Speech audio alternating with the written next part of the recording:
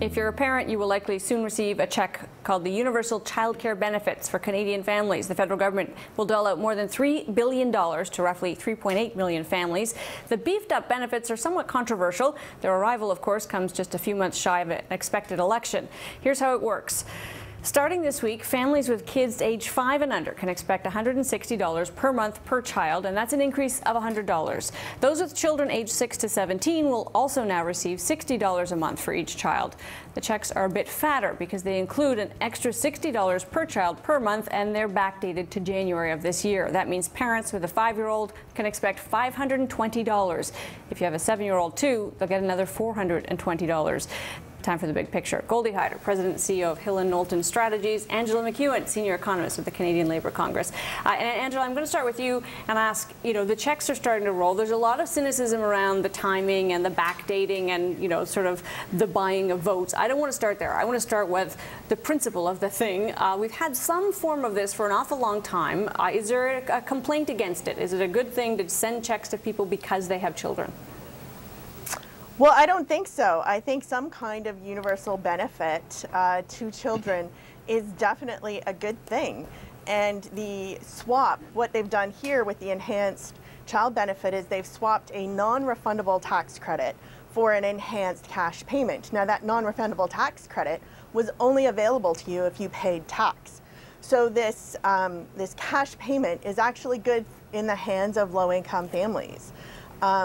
The problem, of course, is with the timing and the cynical lump payment that's happening right before an election. But the actual policy itself, as a part of a bigger package, isn't the problem. The problem also is that it's not childcare. It doesn't pay for childcare. Goldy, so to that point, would you agree that this is, in principle, not a bad way for the government to get money into the hands of families, or would there be better ways to do it? It's doing exactly what they said that they were going to do, and we can't look at the perfect. We have to look at the possible. And if you look back, just a quick history lesson, but for the longest time, the previous government promised a national child care program, and was unable to deliver one for over a decade, in which we had a majority government with no opposition in sight, and they couldn't do it.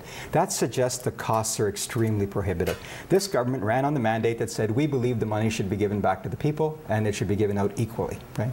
Now we're heading into a federal election in which we see a scenario in which there's actually 3 distinct positions by each political party.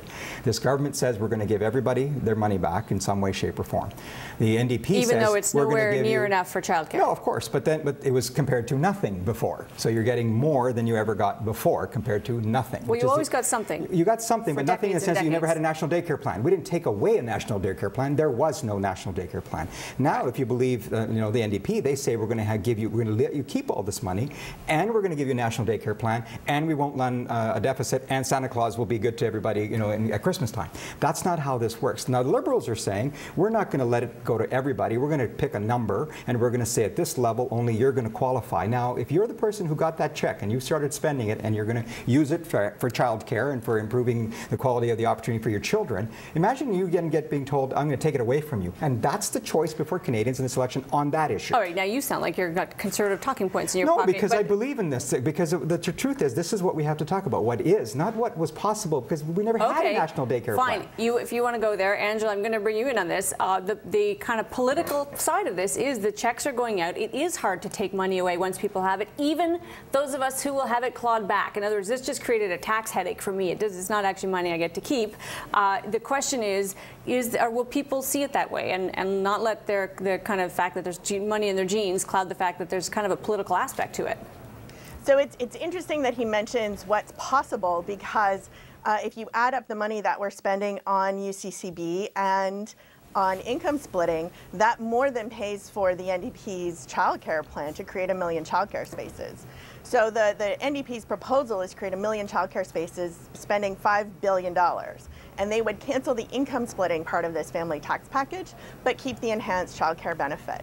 So it's fully within reason. It's absolutely doable to create 1 million childcare spaces in Canada, and we're already spending the money that we would need to do that. So, but Angela, the point that Goldy raises is taking money away from Canadians is very hard, and even when it makes perfect sense, like raising the GST, every economist on the planet will say that's what you should do. Doing it is very hard because people will feel it as it's a tax increase.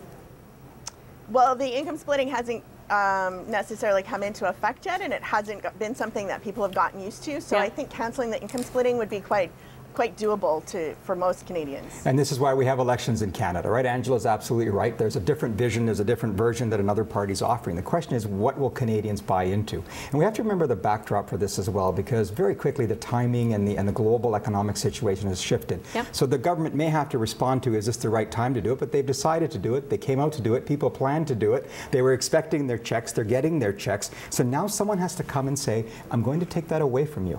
And that's an important thing when you're the average family.